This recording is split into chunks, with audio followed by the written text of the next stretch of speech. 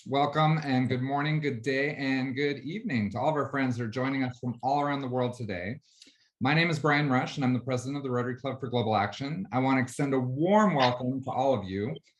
We have a lot of Rotary leaders, including some past directors, past, current, and future district governors. And I'm sorry that we don't have the time to recognize all of you individually today, but I want to thank all of you for being here. I invite all of you to introduce yourself in chat, tell us your club and your district, and please be sure to share with us where you're joining us from today. I want to share a little bit about the Rotary Club for Global Action. It is a digital club that's based here in District 5150, which is the San Francisco Bay Area. You know, Rotary is about community, and those of us who created this club and that joined because we recognize that our community is a global community, and we wanted a Rotary Club that reflected that. Today, our club has 38 members from more than 20 countries around the world. I want to take a moment to share our most recent video that we created to promote the club called Imagine the Rotary Club for Global Action.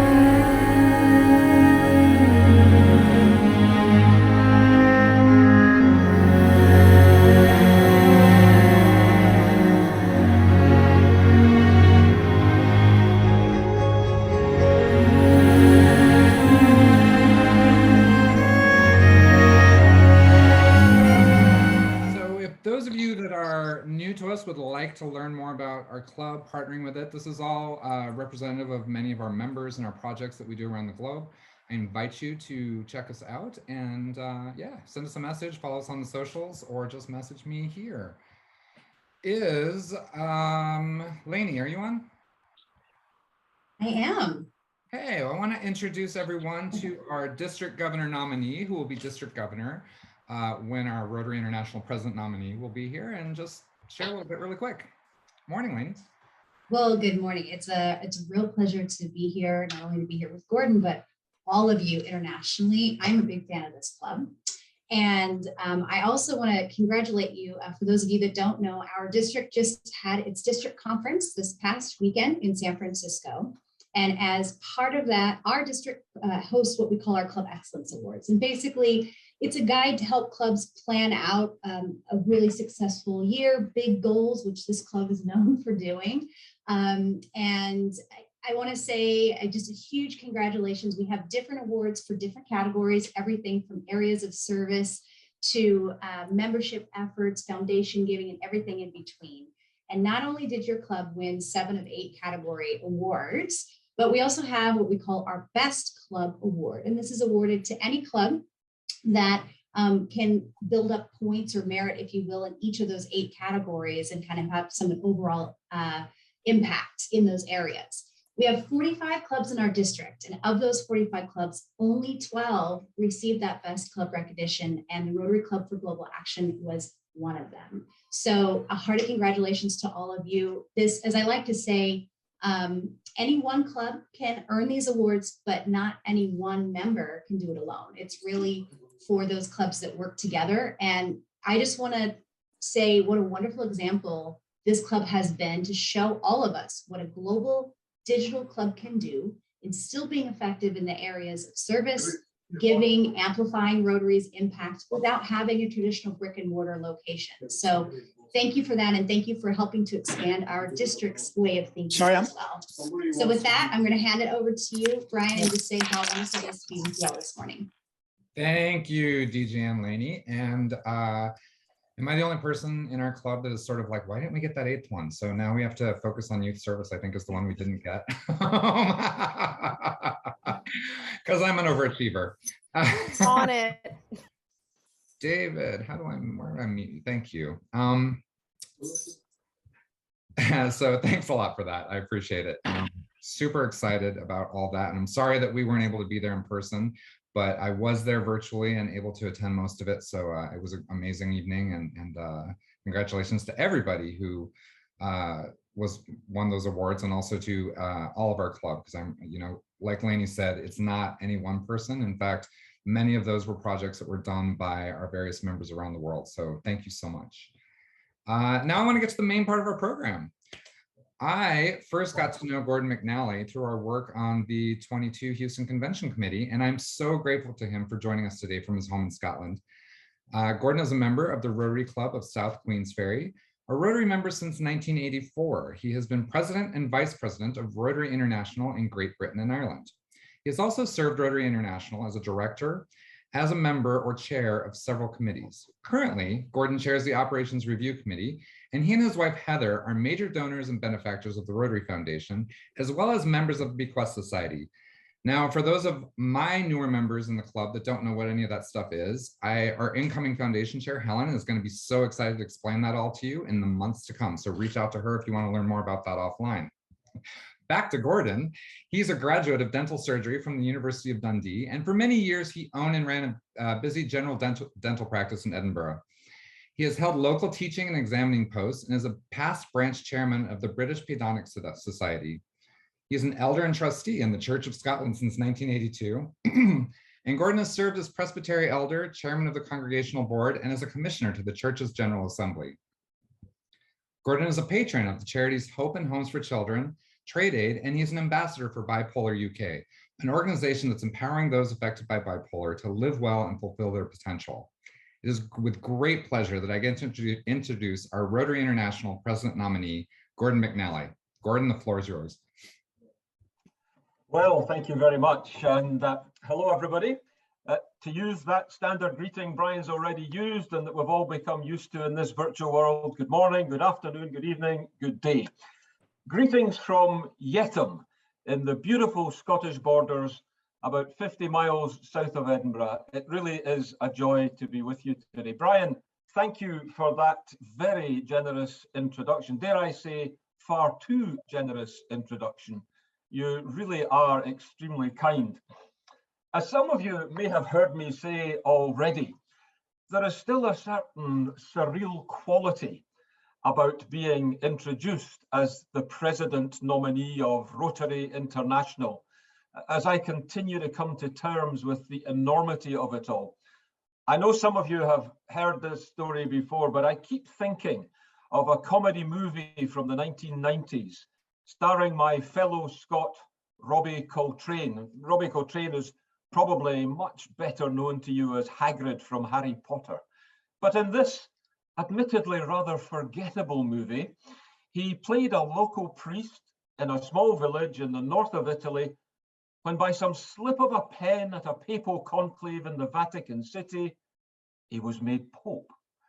And I must confess, over the past few months in the wee hours of the morning, I've often wondered if a similar slip of the pen might have taken place at Rotary International last August at the nominating committee for RI President. Now, in the event, there was a happy ending to the movie, as Robbie Coltrane made a rather good job of being Pope. My hope is that there is a similar happy ending for me, and that I can make a good job of being your RI President. I guess we'll know the answer to that in around 2 years' time. To be fair, we might know the answer to that by the end of this meeting.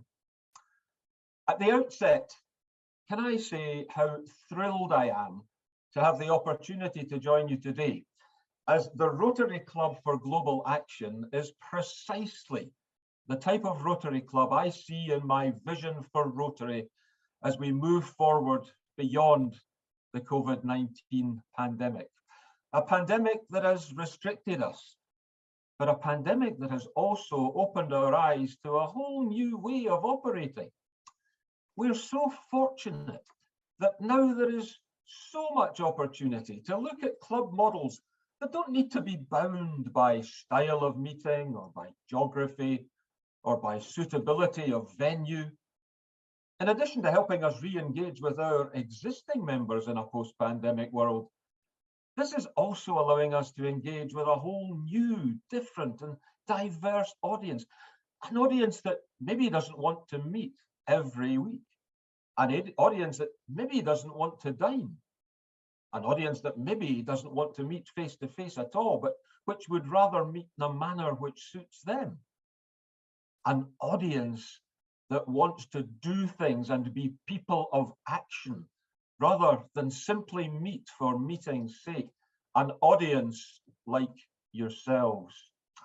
You know, we need to take Rotary forward and learn from our collective experiences during the pandemic, because the world will not stand still for us. And my vision is that Rotary clubs, groups, call them what you will, should exist everywhere in a style to suit everyone who has that desire to be a part of us and help us do good in the world. And that is why I am so thrilled to be with you, as you are new Rotary and you can shape our future. So what of that future? Well, there's no argument our communities and our world are in need of serious rebuilding, reforming, and reshaping. And I'm bold enough to believe that it is we, members of Rotary, who are best positioned to lead that process. This is who we are. It's what we do. You could say we were built for this. When the world needed to rebuild from World War I and the Spanish influenza pandemic, Rotary was there. And when the world had to completely reassemble after the devastation of World War II, it was Rotary that helped build the institutions that aided the recovery and built positive peace. I'd like to address a couple of topics today in the time I have available, but I also hope we can carve out some time at the end for a conversation. I'm anxious to hear from you. I'm a great believer in the maxim that we have 2 ears and 1 mouth for a reason. And that reason is we should listen twice as much as we speak. The first topic I'd like to address is that of peace. We're in a great deal of turmoil in the world at this time, probably the greatest time of turmoil I've seen in my 37 years in Rotary. A time where Rotary's historic commitment to building and fostering peace is being challenged like never before. And that's why I think we really need a renewed focus on peace within Rotary. Peace is something that's in our very DNA. It's something that's at the forefront of my mind, and I'm sure it's at the forefront of your minds too. Like me, you must have been horrified by the terrible news coming out of Eastern Europe regarding the war being waged by Russia on Ukraine and the ramifications of such an outrage. What has society become that sees frightened, defenseless children cowering in dark, dank corners of a Kyiv subway station while the horrors of war play out above them? Just how broken is our world that a children's and maternity hospital can see bombs rain down on it from the sky with the loss of so many innocent lives, as we saw in Mariupol and continuing in other cities across that beautiful country. And only recently, we've seen pictures of dead bodies with their hands tied behind their backs, cast aside like garbage at the side of the streets in the city of Bucha. The word genocide has been used, and I don't believe that to be too strong a description of what we're witnessing. We live in a time of unprecedented technological advances, but sadly, we also live in a time of destruction and human suffering too. And as we're seeing, not much more than 1,000 miles as the crow flies from where I sit right now, peace is such a fragile construct.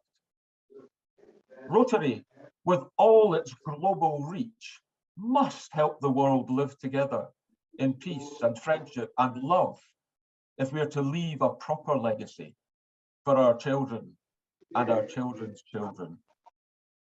Humanity has grown up scientifically and technologically, but now we need to grow up even more by pointing the whole human race beyond the petty divisions of nepotism, race, and creed.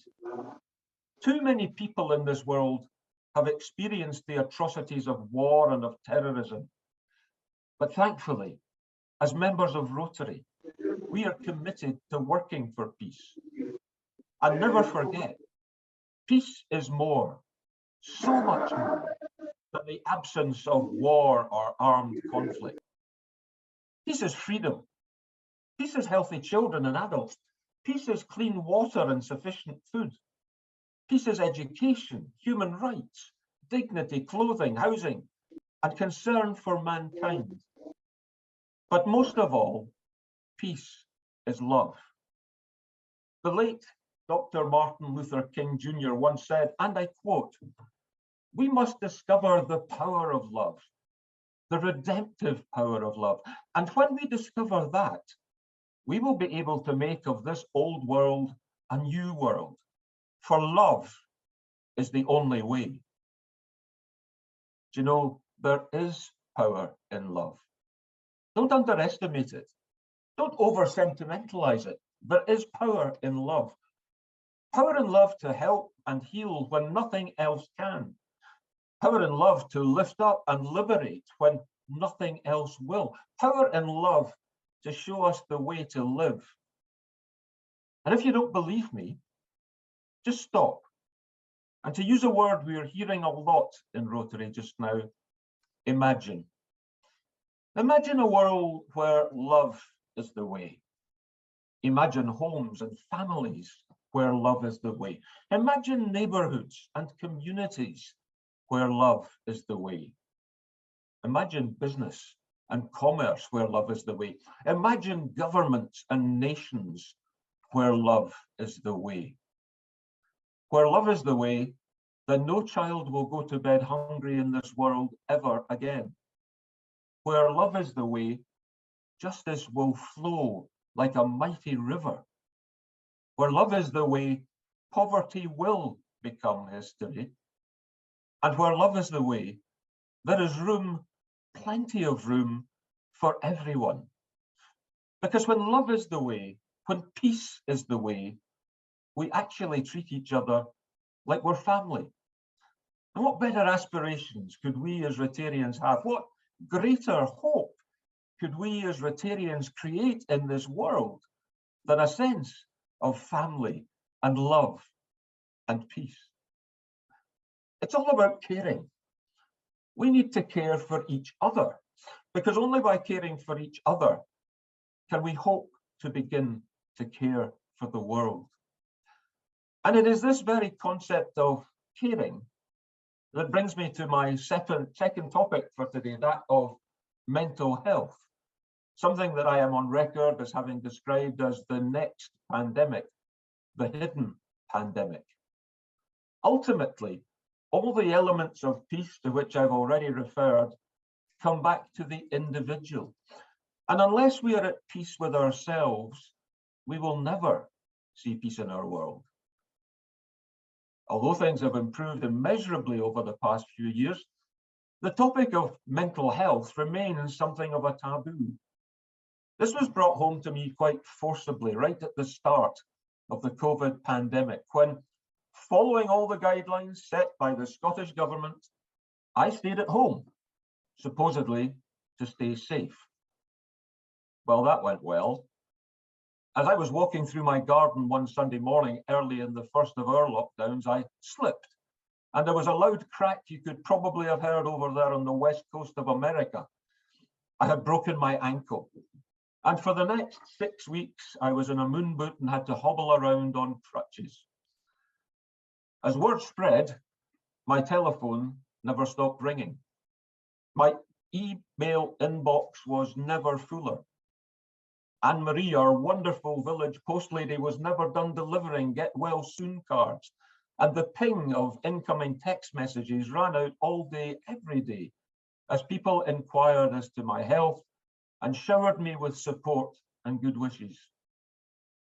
At the same time, a good friend who for many years had been living with clinical depression sank into a deep trough that saw him make an attempt on his own life.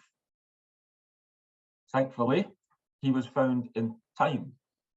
But as I spent time with him during the days and weeks that followed, initially on the telephone because of the lockdown and then face to face, I quickly realized I was one of very few people who had reached out to him. My need was insignificant compared to his.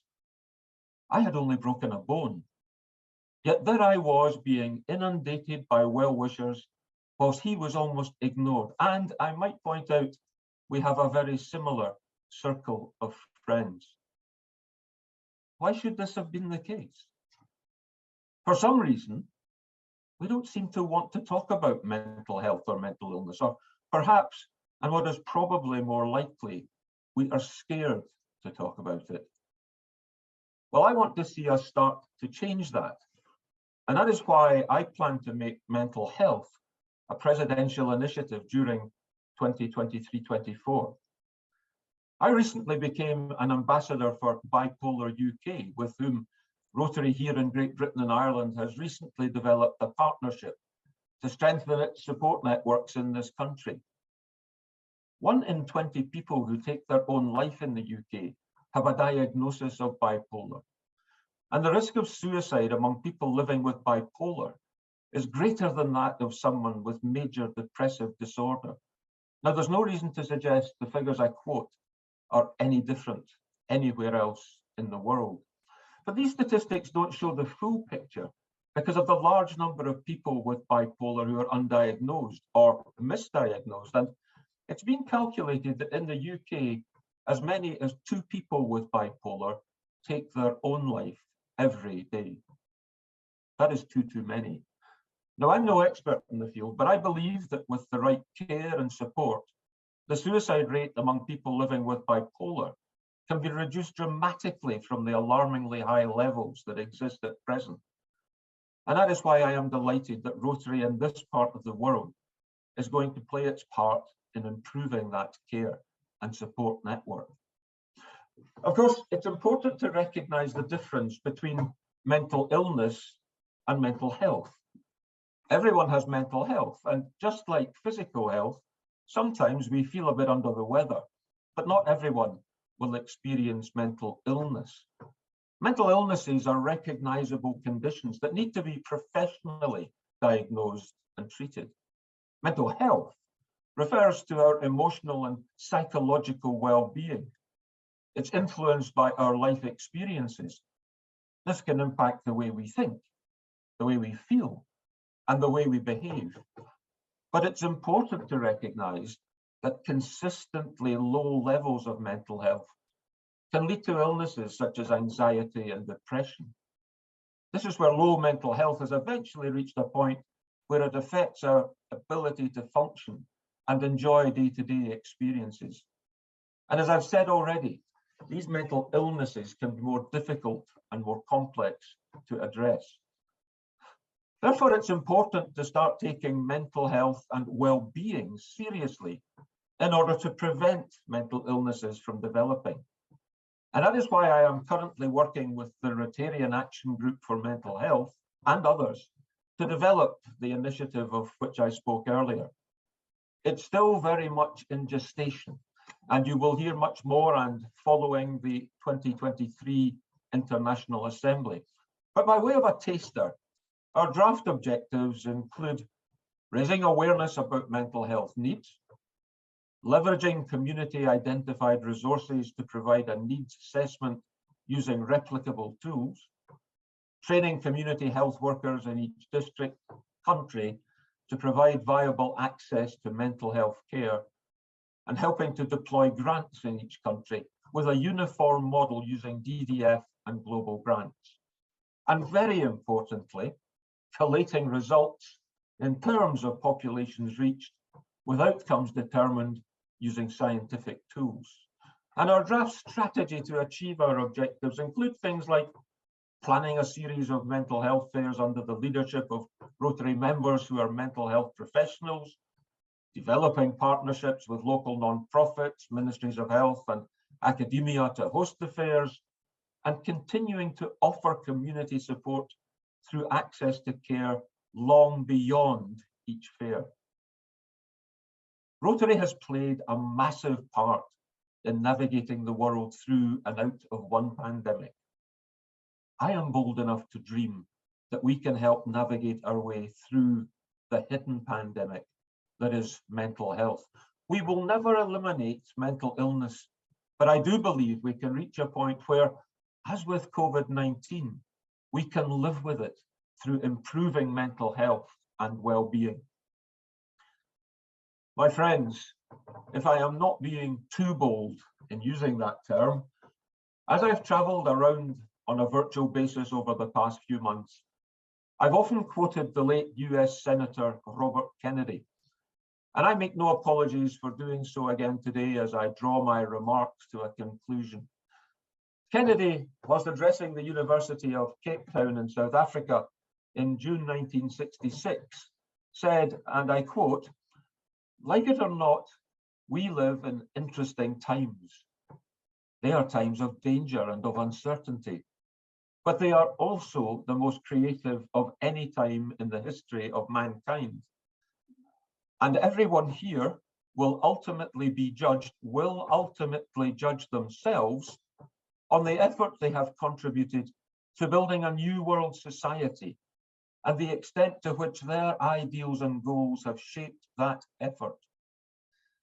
So, 56 years on from Kennedy's address, in these current times of danger and uncertainty, let us recognize they are also among the most creative of any time in the history of Rotary. Let us make sure we are judged on the effort we have contributed to rebuild our broken world and the extent our combined ideals and goals have shaped that effort as we firstly imagine and then create a more peaceful world, utilizing all the many tools in our Rotary toolbox. Peace and mental health must be partners in progress. In pursuit of peace, we find hope. Through mental health, we build and protect our soul. Thank you again for allowing me to be part of today's meeting. Thank you for all you are doing for Rotary. Each and every one of you is a credit to the badge you wear. And I am proud, very proud, to belong to the same organization as you. Thank you very much indeed. Thank you, Gordon. That's you've given us so much to think about and to talk about. And I appreciate both the focus on mental health and as well as peace, both things that are very important to me personally as well. I wanted to so first of all, if anybody has questions, please raise your hand and using the what are we calling them, the reactions, and and I will get to you. But I wanted to start by asking you something. I messaged you privately about this, but when Russia invaded Ukraine, you were very vocal in a very honest way about how you felt about that, which I have to say is unique for someone in a senior leadership position within our organization. And so I'm wondering if how can we encourage more senior leaders to speak, as individuals, not necessarily representing the organization, but as individuals, but also, did you have any blowback from that? I had a little, just a little, I have to say. But I had to be honest to myself, Brian. And it has troubled me greatly what I have seen happening in Ukraine.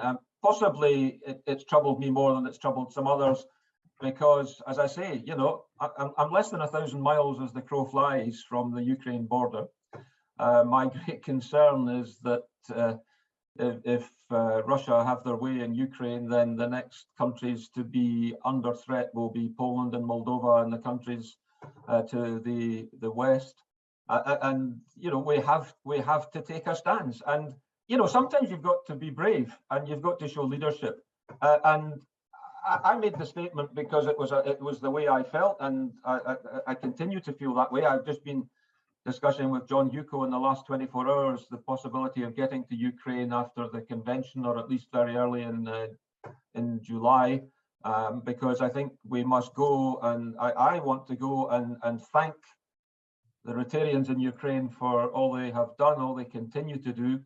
I was delighted to hear, and it may be that we can have that confirmed this evening, but I was delighted to hear from John that membership in Ukraine has increased since the war started. Now that's a very significant thing, because it shows that people on the ground are recognizing what Rotary achieves. So, I had to be true to myself, and the statements I made, and I continue to make, Brian, are simply that. I have had some pushback, but to be fair, not a great deal. Not a great deal. I think we are all largely on the same page. Well, I appreciate that. As many know, I also sometimes say things that I feel and then get some pushback. But I wanted to kind of stick with that for a second, because during the pandemic, we saw Rotary mobilize to respond to COVID-19 in just unprecedented ways. And we're witnessing something similar with Ukraine. I think the last I heard, it was like $10 million that have been raised for Ukraine. And my question is, how on a Rotary International level, because most of that mobilization has been at the club level, and how can Rotary basically facilitate it to make it easier so that we can have responses to emergencies, to crises that are happening in the world? Because that really isn't what the foundation, what the organization at the senior levels are set up to do now. And how can we change that? What steps can we do to make that happen? Well, you're right. I mean, historically, the foundation was not a sticking plaster organization. It was not there as a first responder. But of course, now we have the disaster response facility that we have seen work to such great effect on several occasions leading up to the current crisis. I can give you an updated figure. It's now gone beyond $15 million into disaster response for Ukraine. And I thank everybody who's been a part of that. And in addition to that, the frontline grants to the frontline districts is now being doubled to $100,000. And that is how Rotary International can play its part. But Rotary International is the members, it's the boots on the ground. And all over the world we have seen, and particularly in Europe and in Scotland, England, Ireland, and Wales, where I'm speaking from, the number of clubs who have got themselves mobilized, and they've been sending van loads of relief and supporting the refugees coming in. The number of people that I've heard who have been opening their homes to Ukraine refugees who have been coming out, it has completely, recharged my Rotary batteries. I mean, I found the last couple of years difficult because I love getting together and seeing people at things like conventions and conferences and that sort of thing. And I find that recharges my Rotary batteries. It's not so easy to recharge your Rotary battery over a screen, but just hearing about what's happening and the response that we've seen from Rotary on the ground has been a great inspiration. Well, first of all, I do think you can recharge your batteries over the screen, so be sure to keep checking out the Rotary Club for Global Action. Linda Elliott, you have a question. Go ahead. Yes, last year I was able to help charter a club on suicide prevention and brain health. We had 49 members join, and we keep adding members, but we meet in the evening at 7 o'clock Dallas time. We'd love to have Gordon, speak to our club, but Gordon, do you have a presentation that we can record and that you can record and give to us that we can use your comments about mental health? Linda, I would be happy, even although 7 p.m. Dallas time is something like midnight or 1 a.m. here. I would be happy to try and find a slot that I could maybe come and speak to you in person. I'd rather do that, frankly, than just take the easy option of sending a video.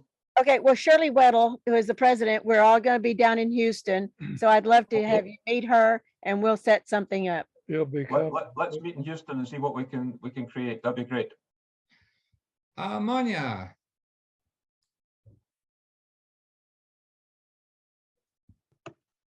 Thank you for your very, very good speech and brave to help issue the mental health, because there's too much money suffering and we are too much many who don't understand it. So thank you. And I was also thinking of asking you, I'm a breakfast club in Stockholm. So it's the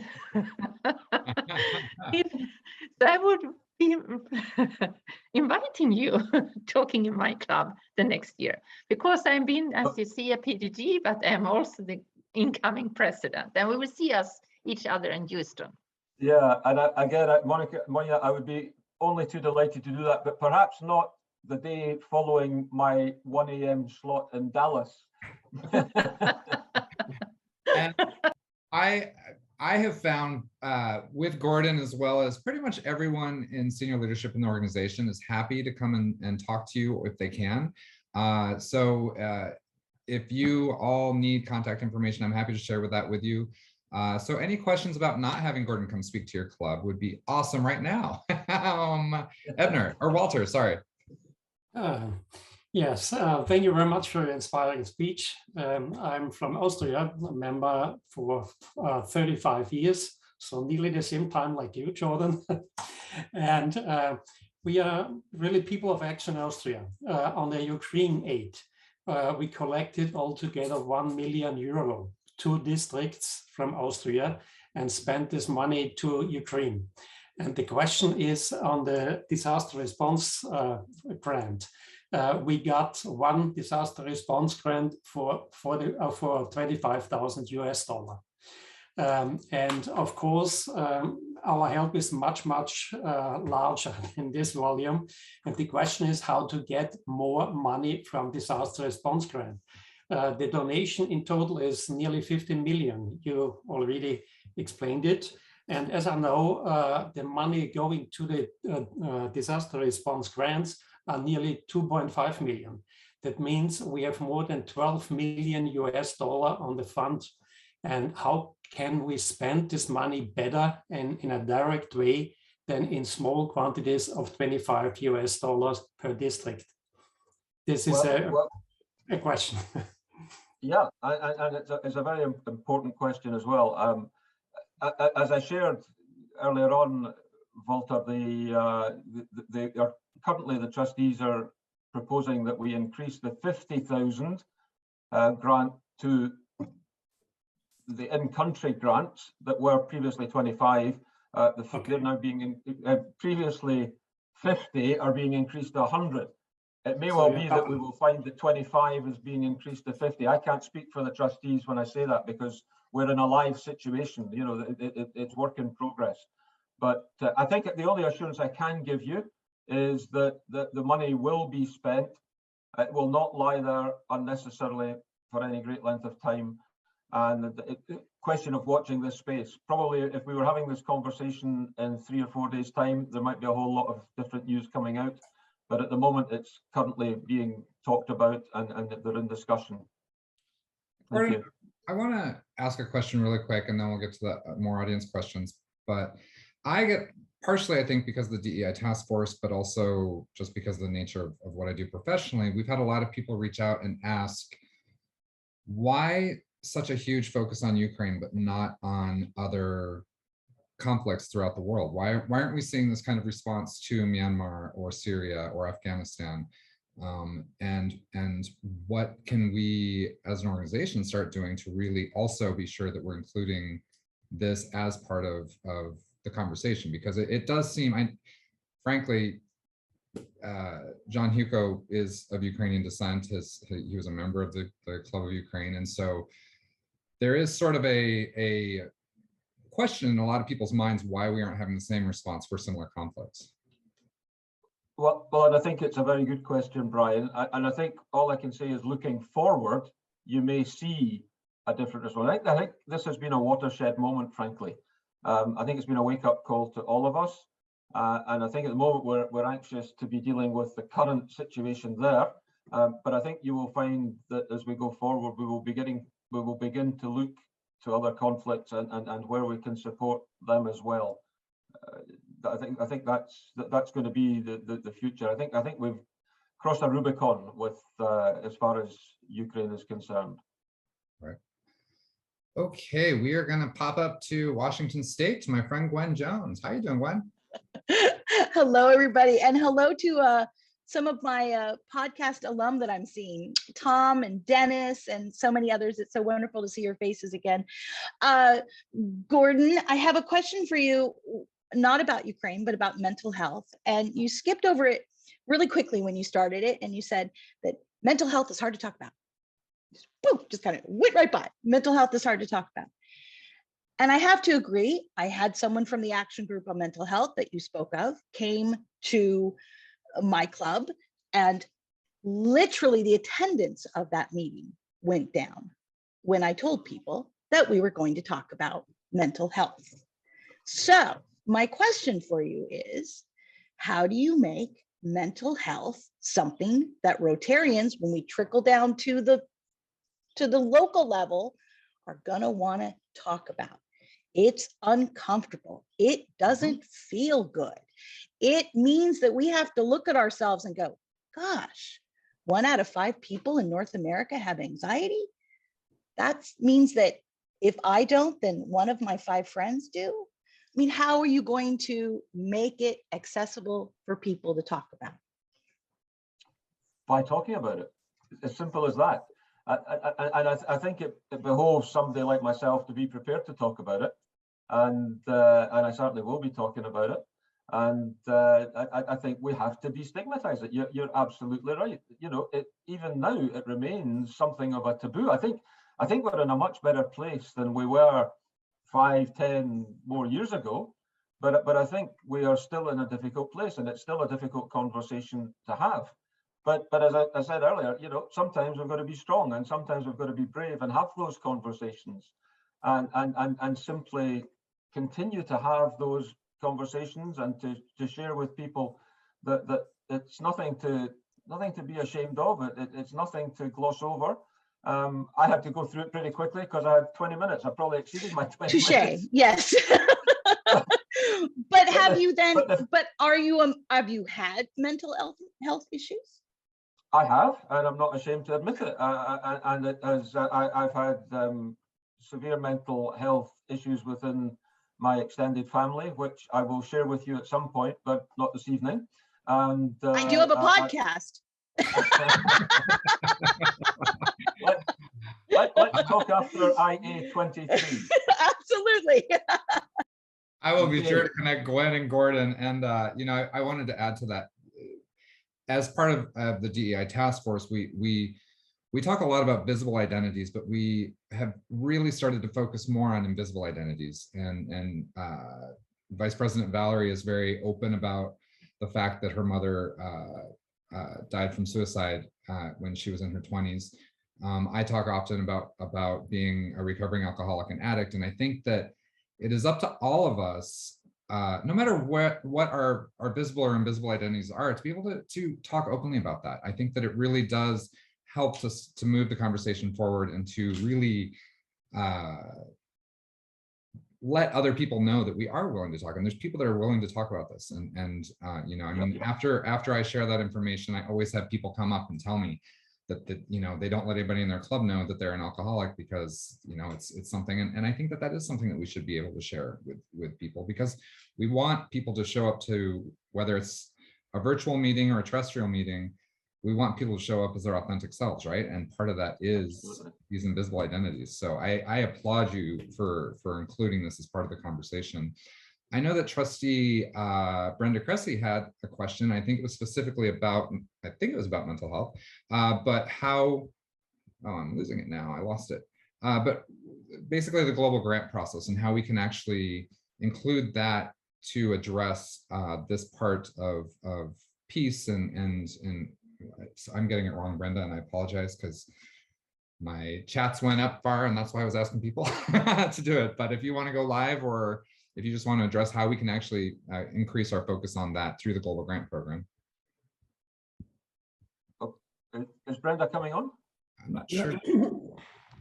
Because I mean, I can answer that, and again, it's something of a fudge in that we're currently investigating that. That's the very thing that we're investigating at the moment, is how we can find a way of addressing this through the current areas of focus that would therefore allow us to do it through the global grant process.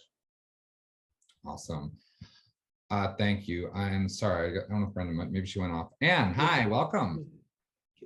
Can I just say, I've been a mental health nurse for 40 years, as has my wife. We both worked in the mental health field, and it is very difficult to start a conversation. And sometimes it's very difficult to keep a conversation going because people are anxious and people want to get away, and people sometimes don't want to talk. But if you can relax them down and get them to speak, it's the best therapy that you can possibly give them. I think that what I've always said to any patients that I had, and I had a private practice as well, I always said to my patients, you know, you've got to find a purpose. And if they can get a purpose and get something that they can focus on, if we could create purposes and give people an opportunity to focus on them, I think it would make life a lot better for a lot of people. Just come back to the Ukraine thing about people giving you a bit of flack, Gordon. The thing about it is, all it takes for evil to raise up in the world is for good men to do nothing. And what happens is, if we don't say something in the positive to defend the people who are disadvantaged, what happens, I think, is that our silence is actually seen as supporting what the other side are doing. So we've got to be very careful with that as well. The other thing I think in the differences in the conflicts that I must say is, I think that the war between Ukraine and Russia is one country has invaded another. Most of the other arguments going on in the world at the minute are internal. So, sorry, Brendan, and I appreciate that. I do want to be conscious of people that have been waiting to ask a question, but thank you for sharing that. And did you want to say anything before we go on to Anne, Gordon? No, just that I agree with Brendan in terms of the fact that by saying nothing, you're saying a great deal, and I think it's so important to stand up and say something. 100%. And I do ask, if anybody has a question, please raise your hand, and I will try and get to you as many as we can. Anne, please. Anne Frisch. Good morning, and thanks for being here, Gordon. Some of us have been working on nuclear weapons elimination. We're very grateful to Rotary International and the Foundation for divesting from them. They do indicate our positive peace efforts, divesting from funds that would hurt climate and diversity and inclusion. We're going to be doing some training sessions. I'll put some things in the link for people who are interested. But what else can we do to promote this Rotary policy? Off the top of my head, I don't think I could give you an answer. I'm prepared to think about it and connect with you offline, Anne, if that's any help. Can we do that? Yes. Thank you. Thank you, Anne. David, Frankfurt. Yeah, thank you very much, Brian. And as you know, I like this format. I like the fact, if I could say quickly, that Rotary has become more of a first responder. As you know, I'm in Liberia. When we had the Ebola outbreak, it was something that we were given a big hurdle for. We did have a lot of clubs around the world come and support us. But as Gordon said, Rotary was not known in those days as the first responder. Second thing I'd like to briefly mention is the mental health that Gordon will promote. I think it's a great idea. I think talking about it is very necessary. But you might find, particularly in a country like ours, the capability of handling that, the people that are professionally there to handle mental health may be lacking. So that might prevent different approaches in different parts of the world. My question actually was, and I agree again with keeping the manual closed and looking for new ways for Rotary, is that at some point we find that clubs that are, let's say, international and giving to a recipient country or community are not really taking contact with anyone in that country. And to me, that will leave for gaps in the program or the service they're providing. And as you can imagine, it can lead to overlapping or things that are being repeated. You have a club in Switzerland doing the same thing that has been done by a club in Canada. And we just have a case where a speaker has been invited to speak at this Friday's fellowship meeting. And just by looking her up, we found out she's actually been supported through Rotary. So I'm wondering some way that you might consider, sort of, for want of a better term, blockchaining what is going on, as particularly in the recipient areas, to make sure that maybe the district or the assistant governor for that, in our case, we are 10 countries, the assistant governor is made aware of this. I don't wish to make it a hard and fast rule, but I think it would benefit everyone who's concerned. So I'm just looking for your initial responses on that. Thank you, Gordon. I like the idea. I think the idea has a lot of merit. I think it's something that would need some work done on it, but I don't see why it would be beyond the bounds of possibility to do that, David. Coming back to your initial comments about countries, and I appreciate that there is no such thing as a one-size-fits-all in many, many aspects of Rotary.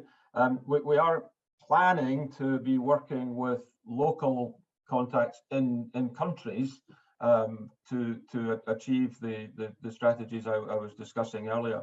So hopefully we can try and make a difference everywhere, even if that difference is slightly different from some places to others. Anil in Singapore. Hi, Gordon. I hope you remember Hi. me. We hosted you just a couple of weeks back on the PATS graduation. Yes. Thank you. All right. Lovely to see you. Yes, sir. And again, it's about the mental health. I think it's a great initiative that you're leading up to your year, issues relating to mental health. I wonder whether or not you would also be considering the fact that arising out of the COVID-19 situation for the last 2 years, there have been a whole series of different issues relating to mental health as well that has come out of it. There have been people who have been finding it difficult to socialize, and they kind of gone into withdrawal and gone into depression.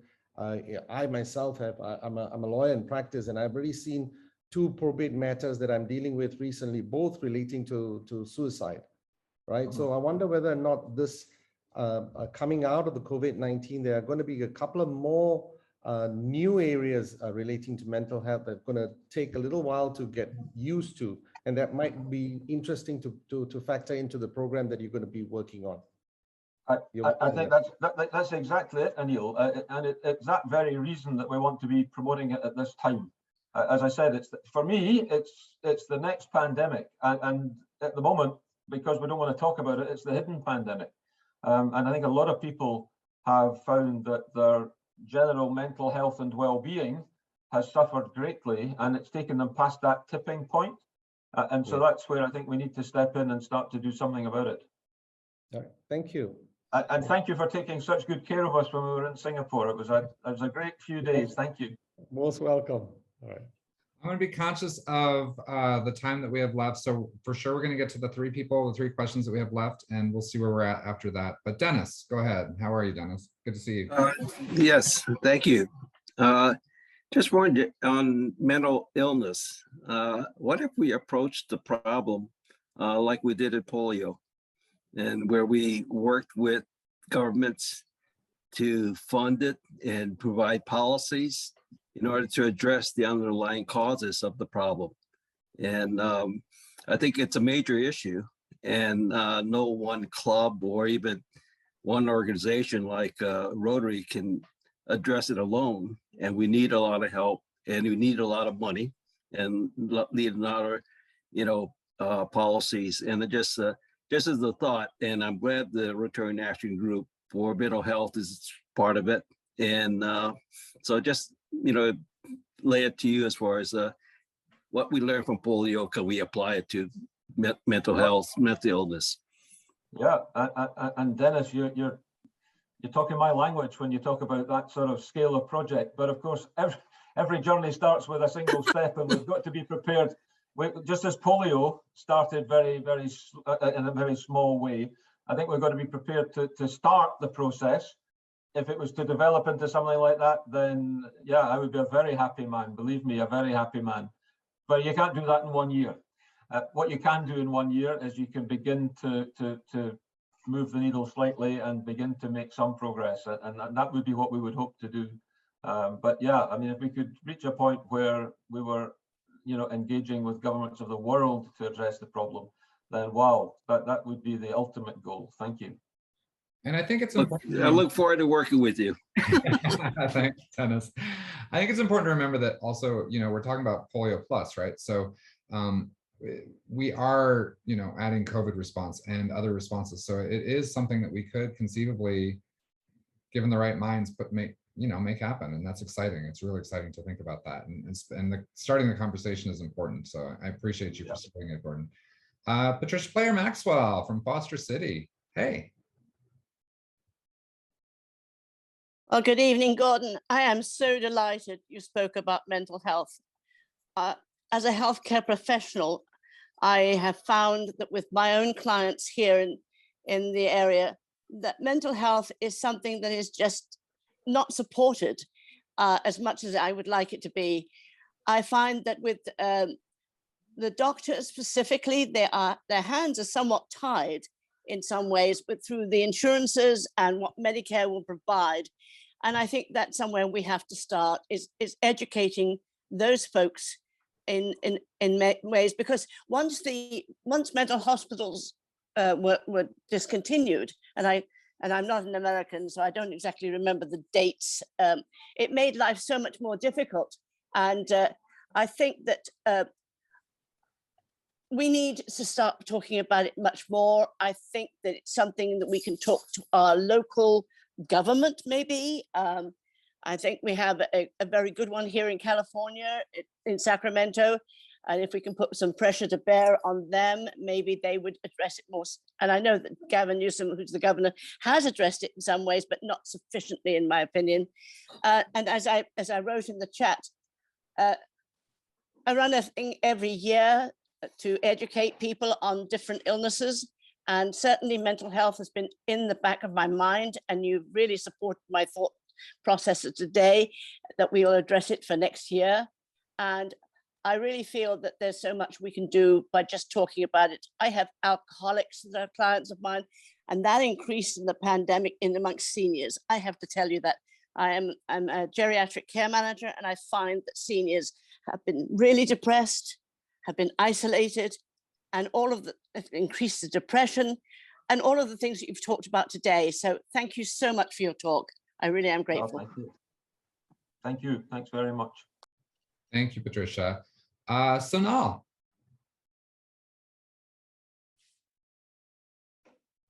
Thank you.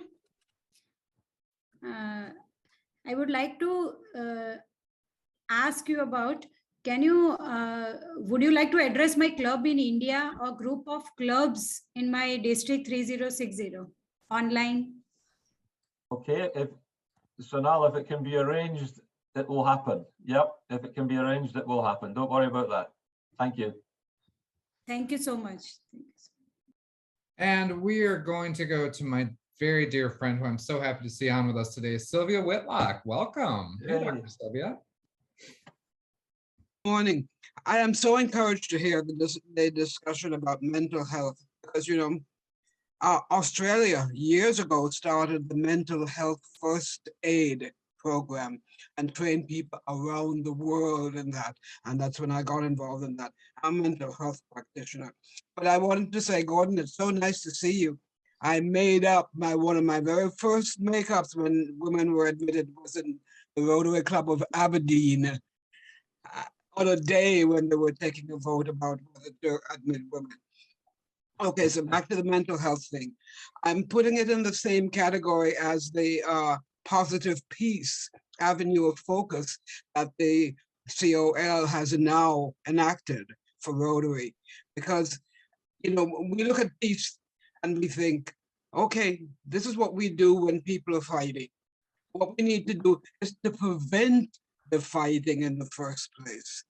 And so positive peace means look at conflict resolution, all of the other things that you do to stay away from a war rather than what you do when there's a war.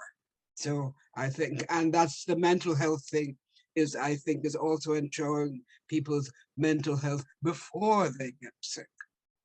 So absolutely, it's great ideas. Nice to hear you. Good to hear you. Good to hear all these things. Thank you, Brian, for doing this. And it's great to hear you as well, Sylvia. I'm a big fan of yours, I have to say. It's great connecting with you. And you know, you are absolutely right, though. You know, as Brian explained at the beginning, I'm a dentist by profession. Prevention is better than cure. And if we can prevent conflict, you know, if we can prevent people from bubbling up into conflict, that is what it comes down to. Conflict's the tip of the pyramid. The bottom of the pyramid is, you know, bad sanitation, no education, no bad housing, all these sort of things. And it's only people that are living in those sort of conditions that then begins to distill up to the point where we have conflict. So prevention is better than cure. Well, thank you. And this is actually a perfect time because, you know, when we chartered our party, at our charter party, when we chartered the club, Sylvia Whitlock said the nicest thing about us. And she said, you know, what we've created is not a melting pot, but a mosaic of all different people and different cultures from around the world. And with that, we're going to be welcoming a new member today. So I want to make sure that we have time to give that the time that it deserves. So Gordon, I'm going to hand it over to you to induct our newest member to the club. Well, Brian, thank you again.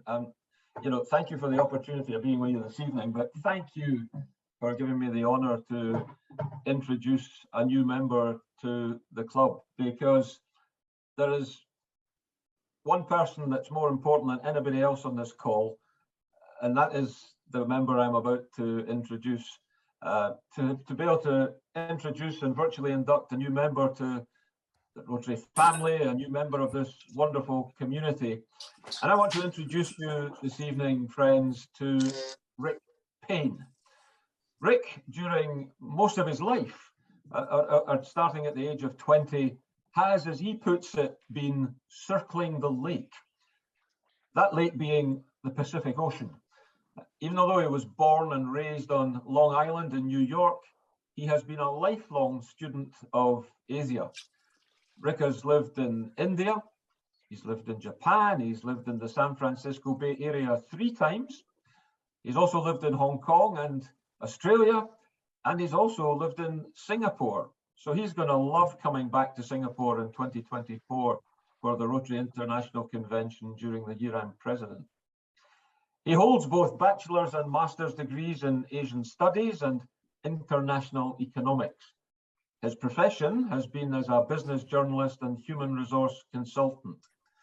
Now, currently, Rick lives about half the year in Singapore and half the year in Marin County, California.